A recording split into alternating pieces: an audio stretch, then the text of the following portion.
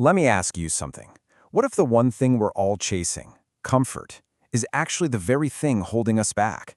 What if it's quietly destroying our potential? Today, we're going to dig into this crazy paradox, the one between comfort and ambition. And look, we get it. Of course we want comfort. It's that warm blanket on a cold day, right? It's the job you know, the routine that's easy. It whispers in your ear, hey, you've made it. You're safe now. It's the path of least resistance. And let's be honest, who doesn't want an easier path sometimes? But here's the brutal truth of it.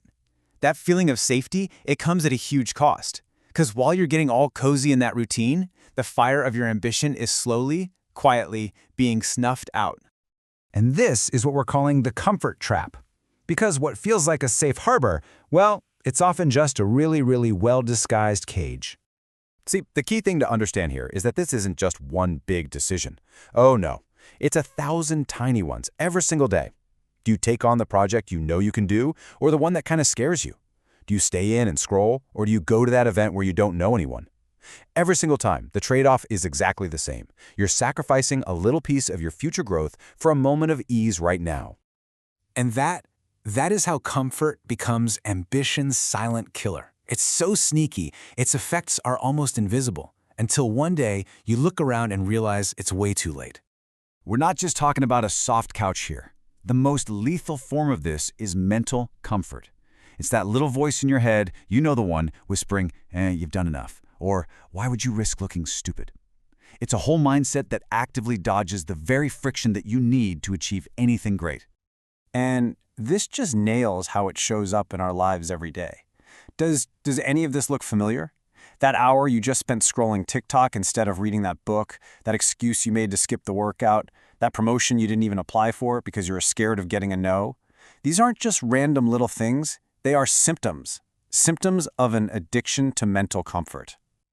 I mean, just look at this contrast. It's black and white. You cannot have both. They are complete opposites. Every single step you take toward comfort is a step away from growth. Every choice for safety is a choice against building real power in your own life. You gotta pick a side. There's no middle ground.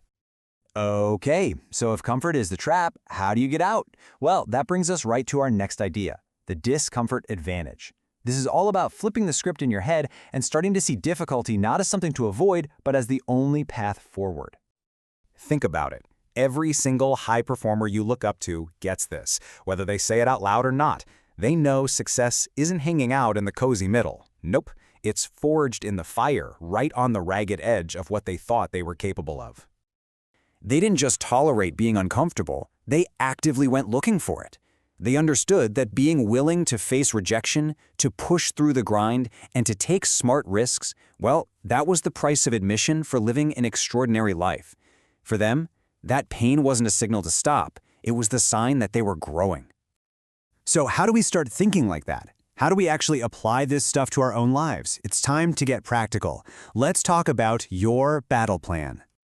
All right, here it is. 3 simple steps. First, you have to recognize it. You need brutal self-awareness. You have to admit to yourself, okay, right now, I'm choosing easy. Second, embrace it. Deliberately seek out the hard stuff, the difficult phone call, the tough workout. And third, create a lifestyle around it. Surround yourself with people who push you forward, not the ones who are happy to let you stay put. And all of this brings us to the final, really fundamental choice that every single one of us has to make. What is your comfort zone really giving you? Is it a sanctuary, or is it something else? Just let that sink in for a second. A beautiful prison. It's comfortable, sure. It's familiar. And the walls are probably decorated with all your favorite excuses. But make no mistake, it is a prison. And it's keeping the absolute best version of you locked inside. So, what's waiting for you if you're brave enough to make a break for it? Real freedom. The kind of strength that only comes from fighting through resistance, the power to actually shape your own life. I mean, look at this list. Everything you really, truly want is on the other side of that prison wall. So I'll leave you with this question. The comfortable path will always be there. It'll be whispering your name, promising you safety. But the life you're truly capable of living, that demands you turn around and walk the other way, into the storm. The choice, as always, is yours.